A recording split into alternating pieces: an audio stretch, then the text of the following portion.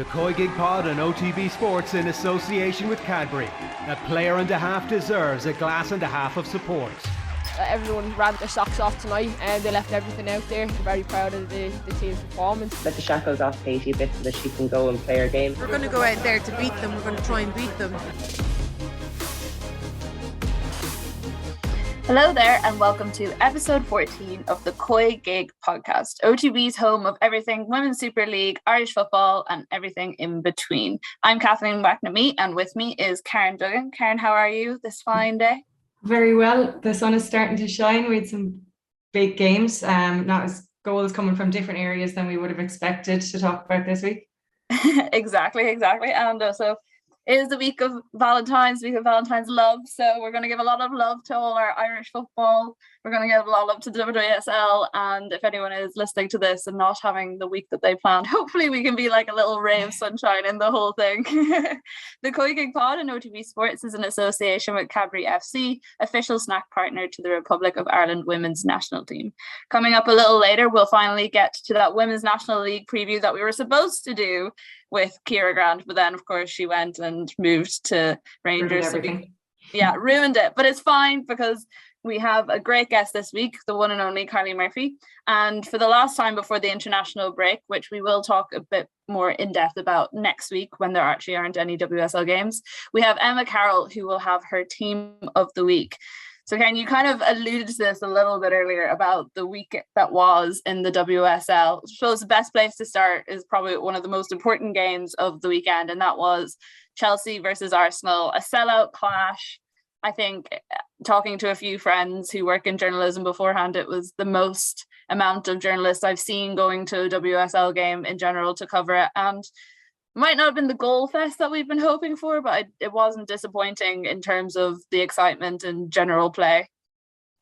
No, plenty of talking points. I think we probably jinxed it a bit, previewing it as the face-off between the two best strike partnerships in the league. But no, it was a kind of a tense affair, but really, really high on quality. I think both, obviously, we saw a lot of good play in attack, but it was matched by defensive efforts.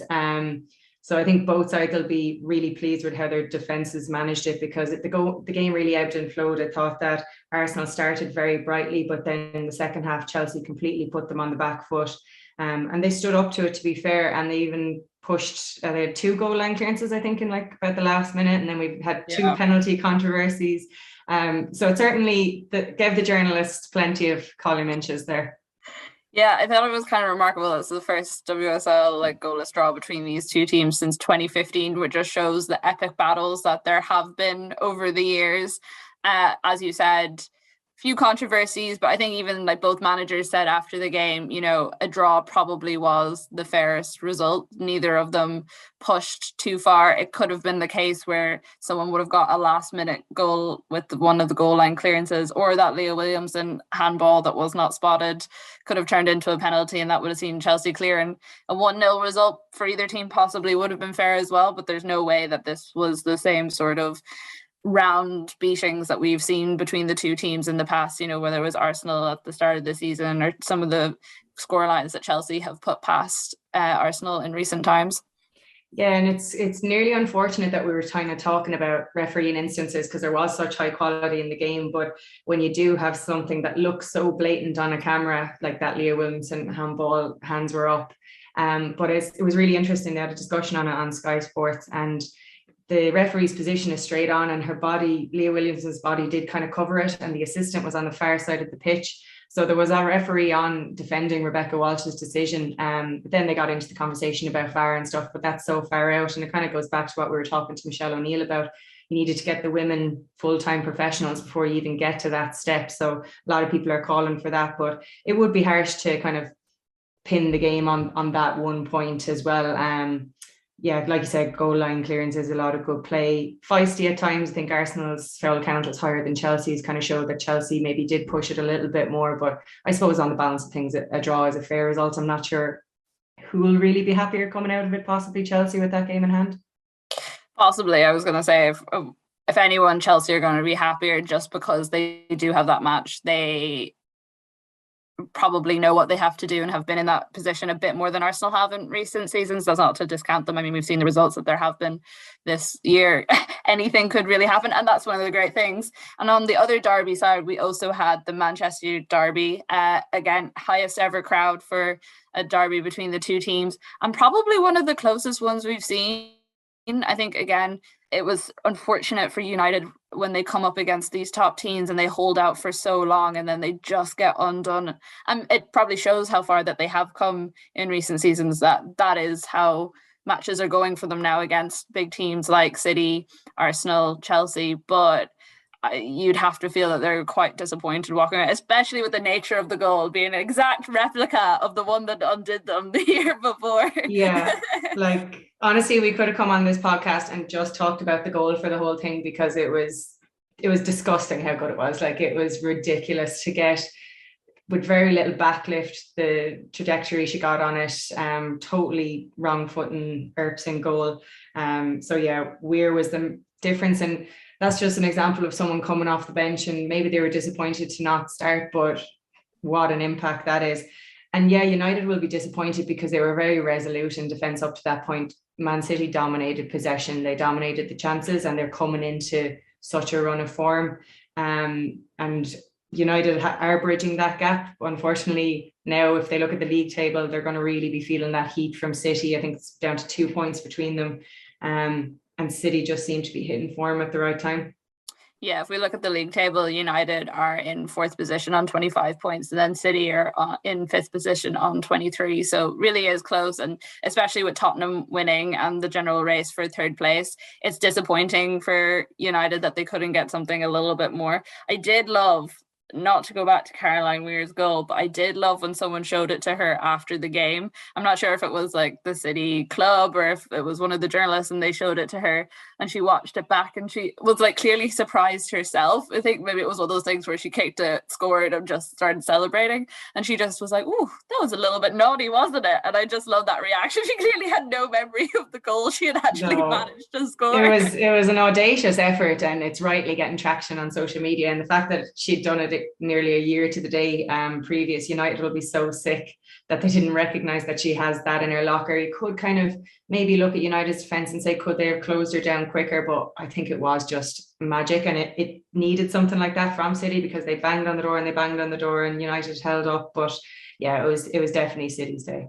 Yeah, if you don't know, Caroline Weir only scores bangers at this stage, then what are you doing in the WSL?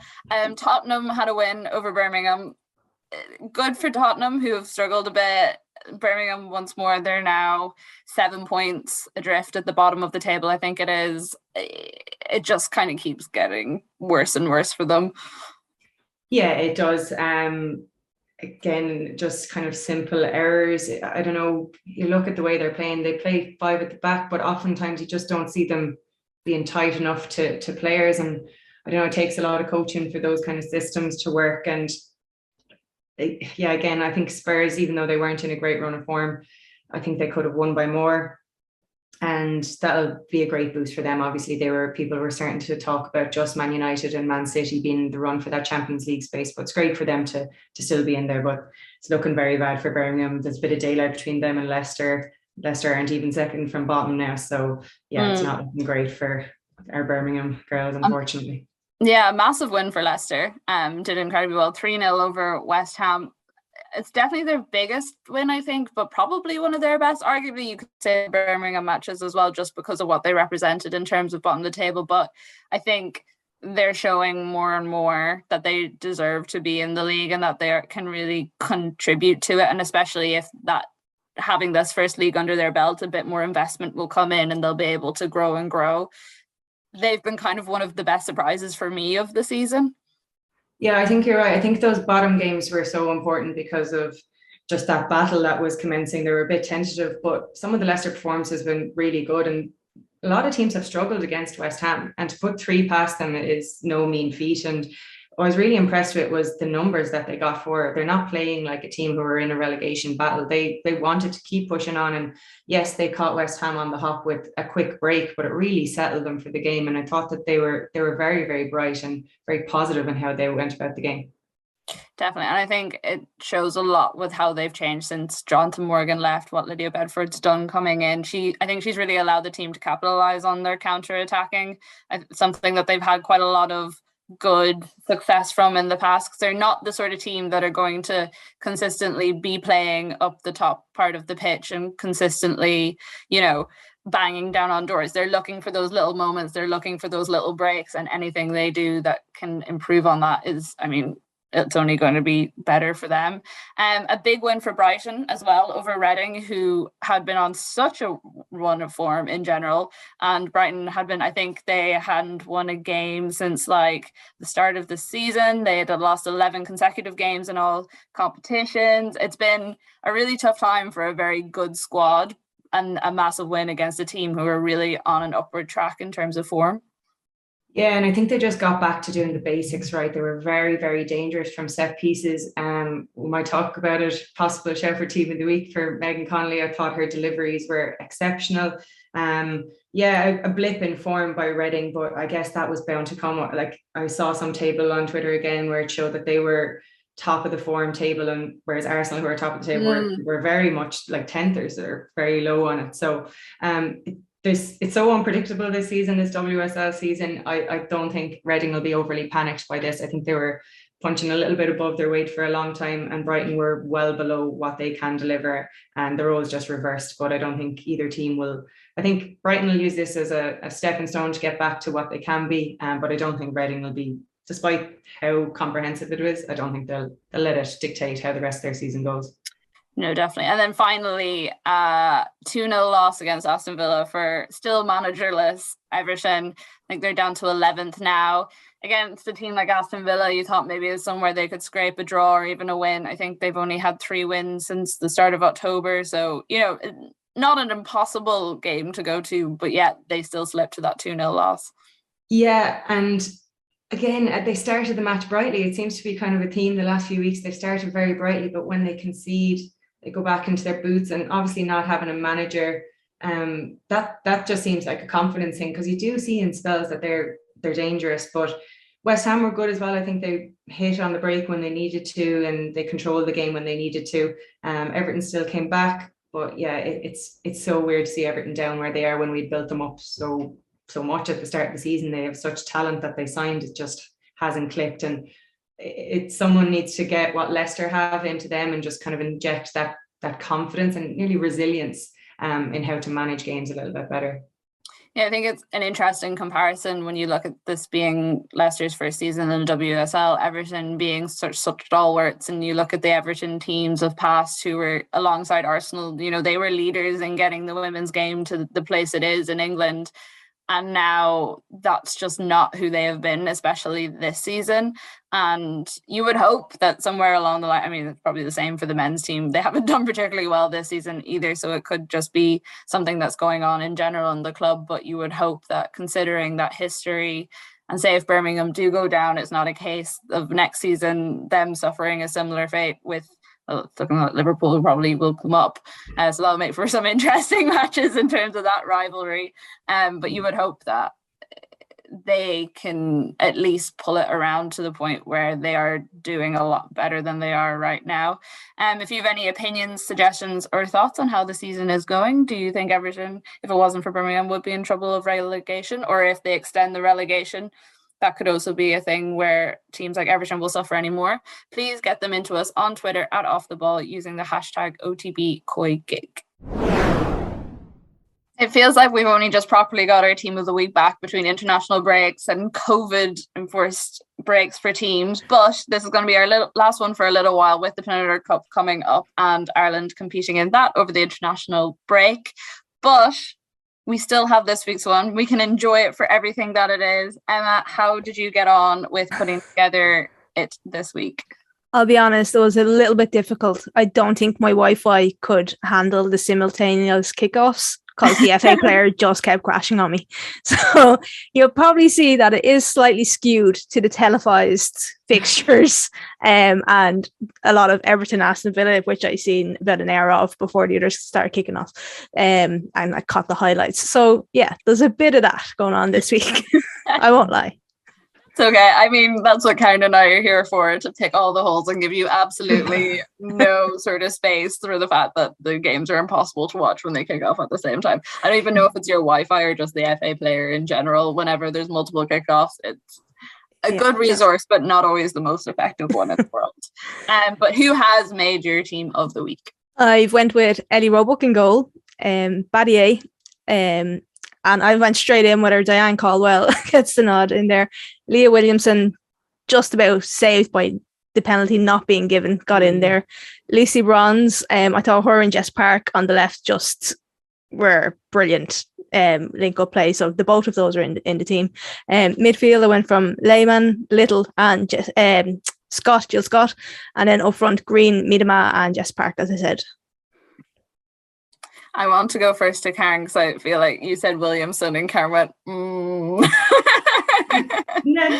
No, I think like both defences, but in terms of moments, I thought that like the likes of Bright was clearing balls off the line, but I actually would have gone for Greenwood from City because we often talk about Steph Houghton and the effect that she has, but I just thought she was really, really controlled and set up a lot of the attacks and just brought a lot of calmness to City's play. But you do have a good few City players in there, and rightly so. Like you say, I think the wings were exceptional for Man City. So Bronze and Park getting the nod there, they really knew how to get at Man United, and they could have scored another few from those. So I definitely agree with those. Caldwell, maybe a bit of bias. Could she have closed down the shot? Probably not. It was just genius. But it was very competitive for the defences this week, I have to say. Yeah, the other one that I thought could be thrown a shout in there was Ashley Neville, even just for her getting forward. And I know that's her second goal in 2 weeks, but I think she has been incredible. I was looking at some of the stats for her like over the season, and I think she's like in the 90th percentile for expected goals from someone in her position. It has been very robust in a lot of games, and I thought she definitely deserved a little bit of a nod. But I agree, it was a competitive week. Like Caldwell, perhaps a little bit of Irish bias there. Not that we're against it on this podcast. No, definitely not. It's still great to see her. She's doing so well. Like, I don't know, did we expect her to get straight into the team in the way she has, but she doesn't look out of place at all. And I thought that just shows what a professional she is, that she can slot into a team like Man United so seamlessly. Yeah, I thought she done a really good job of keeping Ellen White quiet throughout the game. And yeah, there's a couple of challenges that she was probably maybe lucky to still be on the field and not get a second yellow at one stage. But committed challenges. We call exactly, them. committed challenges. We like a robust player on the Irish team. You have to have them. I thought Jill Scott was brilliant for Aston Villa at the weekend as well, and she's definitely it's going to be very tough for her. But I think that she's going to be hugely important for them. She just, again, so much experience that she brings. She was a proper just box to box, broke up a play, I think, that set off to one of the goals. And again, she was doing Maisies in the box as well, which you don't really expect as well. But I thought she was the kind of whole midfielder in that game. Yeah, how she managed to keep the ball in play to get the assist for the goal as well was unreal. I think she's probably going to have a lot of work on her hands to get into that Euro squad, which is obviously why she has gone out on loan. But it worked for her last year to get into the GB one. So maybe if she keeps putting in performances like that one, she might squeeze a spot in there as well. I thought Miedema as well, playing a little bit deeper. I think she found so much space, and you can start to see a little bit of a partnership and what that partnership and maybe new formation could do with Blackstenius as well. I thought that was really exciting to see. We didn't get the goal that we anticipated in that game, but I don't know how Miedema didn't score. I think she hit the post twice as well. So I thought it's a really interesting position to see her playing in. Yeah, the only other one I could kind of argue with was maybe Hampton in Villa goal, just because of how brightly Everton started, and keeping a clean sheet was obviously going to be so important for Villa in that game. So just to give her a nod, because I thought she did really well, and it could have been a completely different story had she not made those early saves. But other than that, it's hard to argue. Maybe Flint for Leicester, she's on more Leicester players in because of what a big win it was, and she was just an absolute nuisance. She not only got the goal, but she was involved in the third one. And she was just putting herself about and really kind of occupied the defenders, which was great, helped set other players off. So give her a shout out there as well. Definitely worth the honourable mention. All right, she was on that It's the suspense. I was sitting here just nodding as like Karen was talking, and I feel like I've just agreed with everything that Karen suggested and been like, Emma, I think you were wrong, but Karen, excellent team. Thanks for the support. No, but in general, like there were very few things. Again, I had Jess Park as well on my list before you sent them through. I just kind of like note down people that I think might be good. I thought she was excellent. Kim Little was also on mine. There was that one moment where she was in midfield and she was just like dancing around the Chelsea players, and it was like no matter what player went near her, they just could not get the ball off her. And I think it was so reminiscent of just who Kim Little is as a player. I mean, incredible skill, and to still be going at the rate she is at the age she is very impressive. Emma, thank you for giving us your team of the week. If you have any opinions, suggestions, thoughts or comments on the selection, did we miss something terrible? I'm still waiting for the day where someone like really goes in on us and is like, cannot believe you haven't mentioned XYZ player for like the entirety of the season. They've been incredible. Yeah. And we will accept it and we will discuss it and we will probably admit that we were wrong. Please do get your thoughts and opinions into us on Twitter at @OffTheBall using the hashtag OTB COYGIG. So as I said earlier in the pod a couple of weeks ago, you may have heard us plug a WNL season preview we were going to do with Ciara Grant. And then, with knowing when we had set it up to her that she was probably going to Rangers in the meantime, she went and signed for a club. But of course, we're very happy for Ciara, and we had a great chat with her about that move to Rangers, which you can catch on the OTB app. But with the season fast approaching, we still wanted to talk a bit more about the Women's National League, and we figured it was a great time to roll out one of the experts of the league, and that is Wexford Youth's Kylie Murphy. Kylie, thank you so much for joining us. We will get to a bit of a preview about the Women's National League, but it'd be great to start it all off with just talking to you about your career. And when I say stalwart, you are one of the people in the league who has seen it go through all sorts of changes. Thank you so much for joining us on the show. How are things with you? Yeah, good. Thanks for asking. I was delighted to come on. Things are great. As always, start of every year, getting ready to prep for the year ahead. Yeah, well, it must be exciting going into the prep for this season, considering how successful your previous season was, especially for you personally. I mean, personality of the year, second highest goal scorer. It was a lot of exciting things happening. To bring it back a little bit, and we will get into all that because we love telling people how great they are in this podcast and they've done great things like that. You've been with Wexford Youth for a long time, and for someone who maybe hasn't followed the Women's National League or is only getting invested in it, will you tell us a little bit about your career and how you got started with the team? So I joined obviously in the inaugural season when the Women's National League was being formed. I mean, the hopes and aspirations in the very first year were amazing. It unfortunately didn't go the way it was planned. I don't think. It took an awful dip in the middle and kind of stopped for a little while growing. But the last couple of years they've been really exciting, and you know it's onwards and upwards, and it's growing day by day, and we just need to keep moving forward now. I asked you that question and Karen disappeared straight away off the Zoom. So clearly she is already being affected by the Wexford and Beamount rivalry. Running scared. I actually did miss that. Sorry, my internet tends to give up at about 5:30. Like me, it works 9 to 5 or something like that. It's good to know that it wasn't just the general rivalry that had you. Well, that's the line I'm sticking with anyway. And you said there, Kylie, about the fact that when the league started, it had all these great hopes and aspirations, and maybe it didn't necessarily live up to them. For you as a player who has been in the league since that first few years, how has it been to like keep consistently invested in it as a player and like in your team? And because I imagine it must be hard when you're promised all these things and then you come out the other side and it maybe takes the 10 years to get to where we are now. Yeah, absolutely. I mean, it definitely hasn't been easy, but I mean, like everything, there's ups and downs. And yeah, look, I mean, myself and Karen, obviously, we won't see probably the benefit of what's after happening in the last 10 years but I'd like to think that we've some sort of a part to play in it for the youth of today coming through.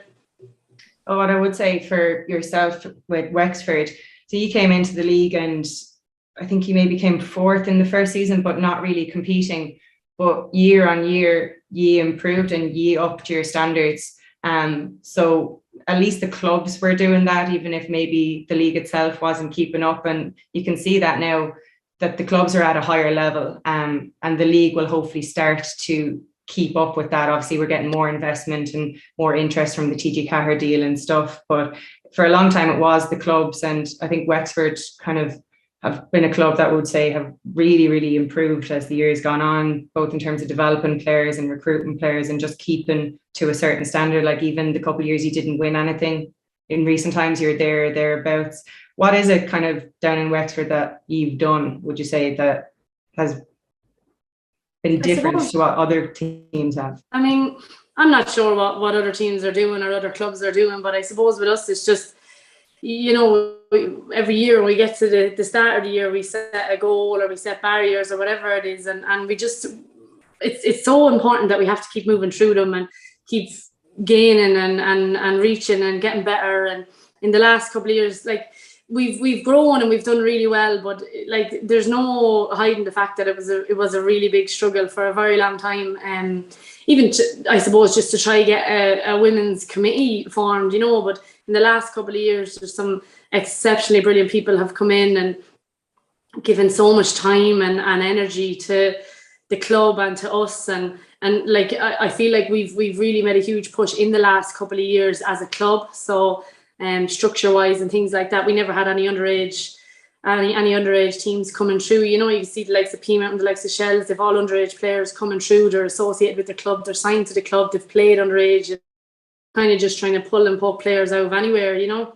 But the guys have done so much work. It's just exceptional. But I suppose it's just never wanting to let that bar drop. It's keep moving forward. And you know, I'd say the committee are probably, they're sick to the teeth of me at this stage, because I want and push for more and more. And I'm probably happy to an extent, but never happy, you know. And you can see their faces when I'm coming, and I'm just like, I just they're oh God, what does she want now? But I mean, they're open and approachable, and they know it's not me looking, they know it's us looking for better and us looking to be, because ideally the plan is and the want is to be the best club and to be, you know, for other younger kids coming through or other teams or other girls to look and be like, Jesus, Wexford is legit. Like it's a good club and they have a good team and the structure and the facilities, and they're really looked after well, because those type of things matter now. And I mean, I only had a conversation with the boys the other day. Like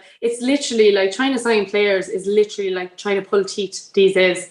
They look, you know, years ago, if a club wanted you, you were so honoured that the club wanted you. Whereas nowadays, these kids coming through, they're looking at it. They've got choices and they ask a lot of questions and they have a lot of more demands than we did. I was the same. I think I got a text from my friend Julianne that she had got a text from Eileen Gleeson being like, do you want to sign? And I was like, yeah, grand. Yeah, crazy. No more to it. So yeah, like I mean, then things are so important now, and the structures of clubs, and girls are looking beyond just playing in the National League and things like that. So yeah, I'm sorry, I probably rambled on there now for a long time, but yeah, it's just probably setting the bar and not being okay with it, be lower than that. No, not at all. You have like such amazing insight. I don't think any of that was rambling at all. To that point, you say that you're at the Wexford committee a lot, and they probably are sick and tired of seeing you coming. Part of that is probably as well because you've been with the club for so long. You know what's needed as much as anyone else. You know what it's been like playing season in, season out. Why did you stick with Wexford for the length of your Women's National League career? I know you said that it's almost harder to get players to sign now because they do have more options, but considering your career, I presume you did have options at some stage because you are a very good player. I don't know about that, but I suppose with Wexford, it's just, honestly, it's probably cliche as it sounds, it's just in my heart. I could never see myself putting on another jersey, whether offers came or they didn't. You know, it's just, I would live and die for that club, and I love the structure, I love the committee, I love the girls, just everything about it. I genuinely I'm really obsessed with it. Yeah, and I'd say they obviously want to keep you involved. You probably don't like when people say it, but you're going to keep going for a number of years. Do you get annoyed when people are like, oh, will you go into coaching, or is it something you will do or you've thought about, and staying with Wexford in that capacity when you do hang up your boots? I'm getting asked a lot lately. I don't know why. Don't worry, me too. Loads of time left. But the coaching side of things, it's something I get asked it an awful lot, but it's honestly right now it's something that I honestly don't really see myself doing. It really doesn't appeal to me, and I think that coaches and managers out there and volunteers that are giving all their time, I mean, hats off to them, because it's a difficult job. And I often would look at any of the managers that have come up through Wexford Youths, and even to be dealing with a player like me, because I'm constantly I won't settle for less than what we deserve and things like that. It's a tough job. So for me personally, right now, coaching, no, I don't think it'd be for me. But without a shadow of a doubt, I would never not be able to give back to Wexford Youths, because what they've given me is so much more beyond being a soccer player and playing in the National League, so, and the people I've met. So I will definitely, in some aspects, I will, without a shadow of a doubt, be giving back to them. You talk a lot, just in some of the interviews that I've read with you before, and you've mentioned it a couple of times there, about how you're always looking for the next thing that you can push on, or you're happy with the achievements you've had, but there's always that little part of you as well that's like, oh, but what more can I do, or how more can I push it? Do you think, how pivotal has that frame of mind been for you in your career in terms of pushing yourself to the many great seasons that you have had? I'm not sure. I suppose maybe it's just what's in me. I want to be personally, as a player, the best that I can be, and it's my job as a teammate and as a captain to be the very best I can be, and I very much so expect that from my teammates as well. So I mean, that's the only way we can move forward and be the most successful team or be the most successful club or whatever it takes. It literally takes everything. But I personally am going to give well over 100% for the team. Well, Karen, you go ahead. Yeah, I was just going to say, it's just you've had to change your role in the team as well. Obviously, the top teams are starting to lose teams. The WSL, you would have lost Rihanna, and that kind of left a big void. She was Player of the Year 2 years in a row, and you kind of stepped into that striker role, and you were just behind Anya for Golden Boot last year. That just kind of shows your intelligence as a player. But did you find that transition difficult, or was it just, again, this is what I need to do for the team, and it just happened to work out? Well, at the start, I thought the boys were winding me up. I really did, no joking, because we often talk about me going back the way. Obviously, the older you're getting, they were telling me you're going soon. I honestly thought they were messing, but no, I mean, I definitely embraced it. For me, I'm definitely that type of person, and it's the same with this season coming. People are asking, am I going to be playing up there? Honestly, I don't know. If I have to play there, I'll play there. If I have to be a defender, I'll be a defender. I don't know how much good I'll be, but I'm genuinely just really happy to be in the starting 11. So I'll do whatever I need to do for the team. But I enjoyed it. I really did. The first couple of months were a bit hard, and it's very, very different from playing centre midfield. I found it very, very I suppose when you're in midfield, you're involved in an awful lot, whereas I just kind of found it hard. I kept nearly coming back in too deep. But to be fair to the boys, they put in a serious amount of work with me, and it's just getting up to training early before training sessions and working on striking, finishing, things like that. I suppose that strikers do, because there's one. You capped it off with one of the best team goals I've seen, obviously, in that cup final. You said yourself you kind of only showed up in the second half, but that was a bit of a warning shot, I think, to the rest of us for this upcoming season. I think that you really showed what you can do in that second half, because there obviously had been a lot of talk about it ourselves and Shelburne in the lead up to that, because we were the two going for the league, but it was obvious that you were still working away in the background as a team. And I think certainly be no one underestimating you after that second half performance in the final and that goal that in particular you scored.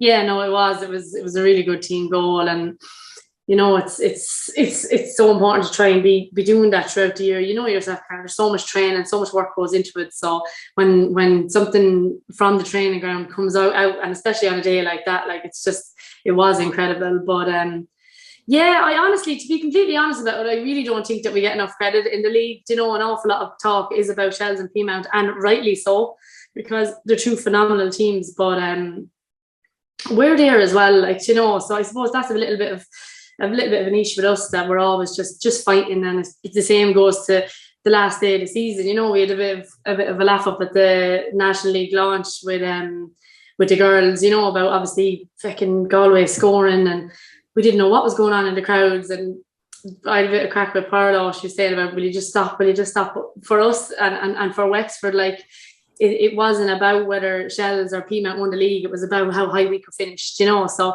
whether the result mattered or not, we weren't going to stop. And look, I mean, that day, like, we did attend the goal. Do you know what I mean? So, yeah. I mean, we were on our feet. It was what it was. But I mean, in a matter of a split second, like that whole, it could have been completely different, and Peace could have been lifting the trophy, you know. So, but for us, it's always about finishing as high as we can finish. Why do you think it is that maybe team or people in general haven't given Wexford the same amount of credit that they'll give teams like Shells and Peamount?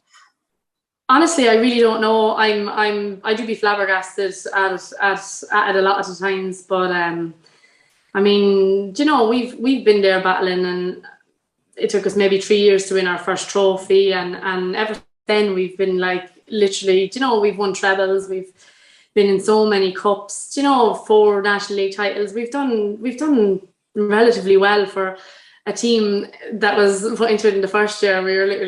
We were the things they said about us in the newspaper was just shocking. You know, we were just the butt of the league, and you know, I think we've done relatively well, but I can't answer that, unfortunately. I don't know why we're not, you know, I suppose pitted up there with the likes of Shells and Peamount. I actually think it just has a lot to do with individuals, like obviously things that go on Twitter, individual clips, but I think Wexford will always be known as that kind of collective team, very difficult to beat. So I think that has a lot to do with it. I don't think people underestimate Wexford by any means. You wouldn't if you were in the league, but I just think in terms of the things that grab people's attention are always individual brilliances. And obviously we've seen a good bit of that from Ellen Malloy, from yourselves, but I think it is just, oh look, there's an international on this team and they get bigged up and this and the other. But I know from my point of view, and especially having seen that second half of the cup final, there's no underestimating Wexford this year in the league. Oh, well, I appreciate that, Karen. Hopefully we can go do something about it. Karen's just been watching. I hope I'm completely wrong, but look. Karen's just been watching that second half on a loop during her pre-season training. No, the whole last 2 weeks of that league have scared me. Like, I don't want to see anymore. I genuinely, I couldn't believe it. I just, how you must have felt that night or the next day or for a week. Well, I went and lost the county final the next day, so that was grand. Fine. Doesn't like to do these things by half in any shape or form. We'll do a separate pod someday, just purely on my trauma. Yeah, general trauma. We'll get a sports psychologist in and we'll work through it with you. Kind of looking at yourself, like Karen mentioned there about internationals coming from certain teams and stuff. Is that something that's ever played on your mind, the fact that you didn't get that call up and get a cap for Ireland? Yeah, it is definitely. But again, it's something that I can't control. I mean, I can't pick myself, and it's completely up to obviously the managers that have come and gone. And unfortunately, they just don't see anything in me. And you know what I mean? That's okay, because everybody has different opinions, and you know yourself, you watching a team, you have different opinions on different players, and that's okay. Like, but from my point of view, I can't do anymore. You know what I mean? I've given everything that I can give, and it's not. I don't go do it to hopefully get an international call up someday. I do it for Wexford, and I want to be the very best that I can be for them. And I mean, maybe it just wasn't meant to be.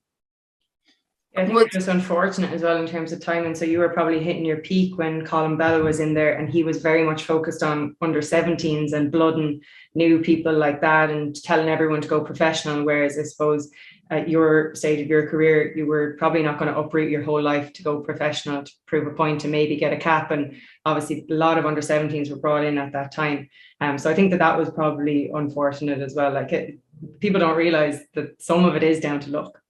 Yeah, absolutely. And exactly like you said, timing and things like that. It just obviously wasn't meant to be, or maybe the timing just wasn't right. But I mean, it's something that, yeah, maybe, a little piece of me say I never achieved that. But I mean, I'm really not going to complain over what I have achieved and haven't, because I'm so lucky to be part of a club like Wexford and be successful. Do you think in a way it also allowed you to become the stalwart in the league that you have, in the sense, say we look at a player like Kim Little with Arsenal, like she gave up her Scotland career as she got to the latter ends of it so that she could fully focus on her Arsenal career and like extend that even longer past when maybe some people would have expected her to retire. Do you think being able to have that focus on Wexford over the years and nothing else outside of that gave you a different flair in the league? Maybe not. I'm not too sure. Well, that's fair enough. Can't be comparing me to Kim Little. That's just going a bit too far. I thought you might like that one. It came to my head there. Looking at the heading into the season and like where Wexford stand, as Karen has already said, I mean, you had that brilliant half in the cup final. What's the feeling around the camp at the moment? What's the aim? You said that, at the end of the last season, you were looking at how high can you finish in the table, but what is the thing that's on the back of the door that everyone looks at before they head out onto the training pitch saying that's going to be us this time or in a year's time?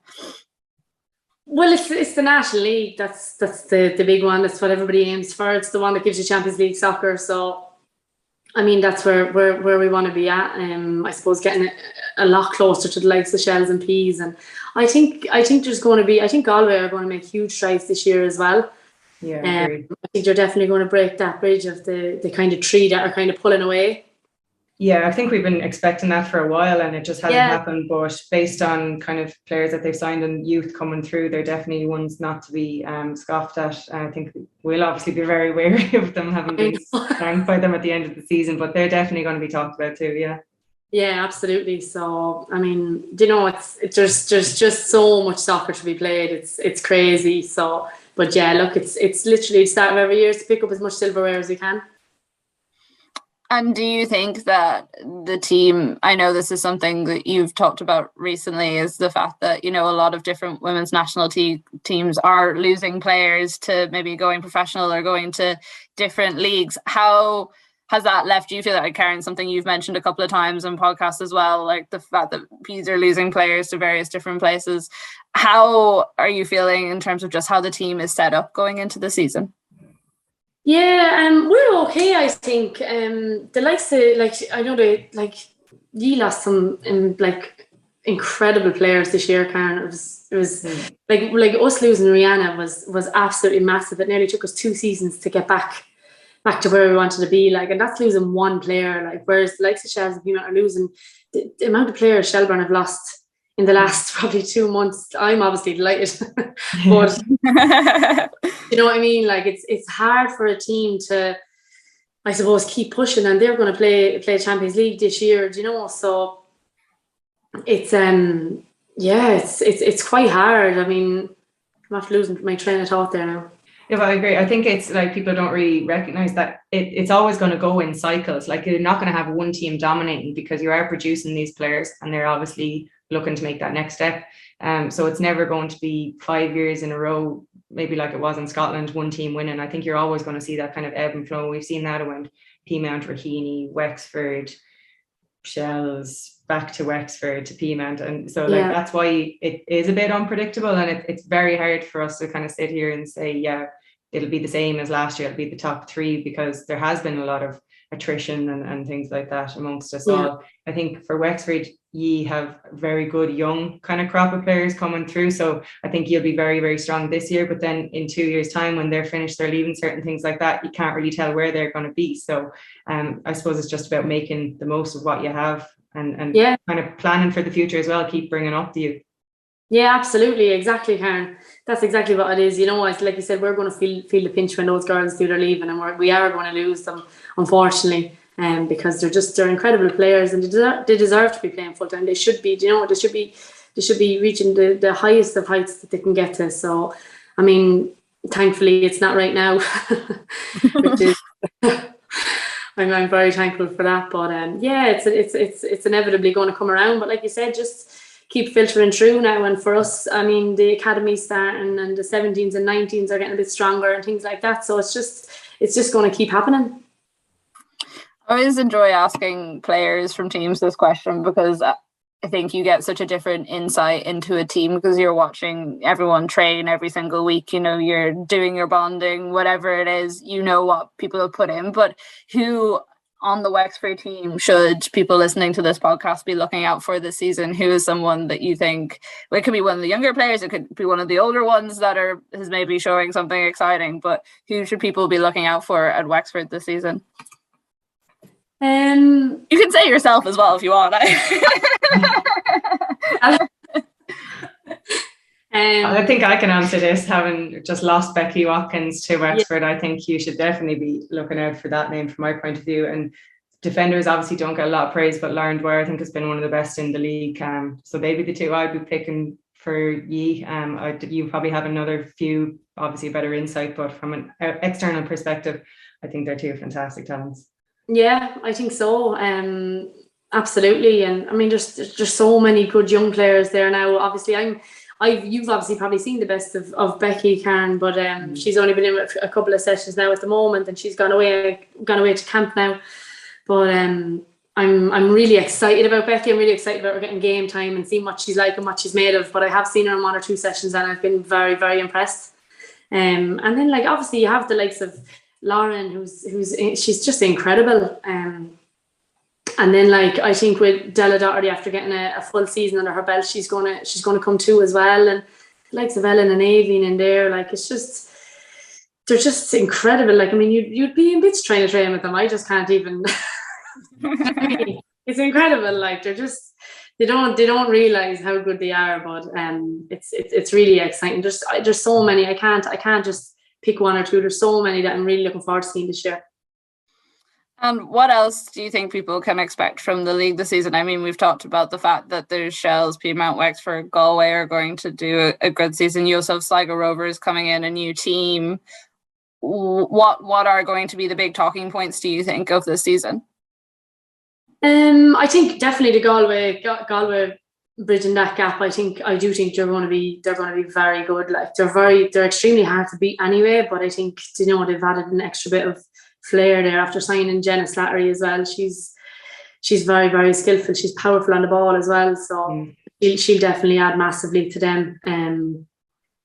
I hope it's more competitive through all the ranks. You know what I mean? I hope it's not just that top 3 or 4 or whatever it is. I just hope it's really, really competitive, and I feel like it has been in the last couple of years. There used to always be, you know, for all the world, it's terrible to say, but like the lower kind of teams, but that's not there anymore. You know, you're not going out and hammering teams 7 and 8-0 anymore. I genuinely, after seeing last season, for me, there's actually no easy game in the Women's National League anymore, which I think is really good. No, definitely. I think you look at the way the season ended and I mean, the massive excitement that caused, sorry, Karen, the massive excitement that caused in and of itself was an example of where the league is going and what it can offer, and the fact that we can all watch it so easily now compared to previous years makes it all the better. Kylie, thank you so much for joining us on the podcast. It was great to talk to you, and best of luck with the season. But not too much luck. Thanks for having me on. Yeah. And that's all from myself, Karen and Emma this week. The COYGIG Pod on OTB Sports is in association with Cadbury FC, official snack partner to the Republic of Ireland women's national team. We will be back next Tuesday for a very special Sligo Rovers edition that I had absolutely no hand in creating at all. But we will be talking not just about how great Sligo is as a county, but actually looking at what it takes to set up a women's national league team in this current environment. So we will have Emma Hansberry and CEO Colin Feely then. See you next week. The COYGIG Pod on OTB Sports in association with Cadbury. A player and a half deserves a glass and a half of support.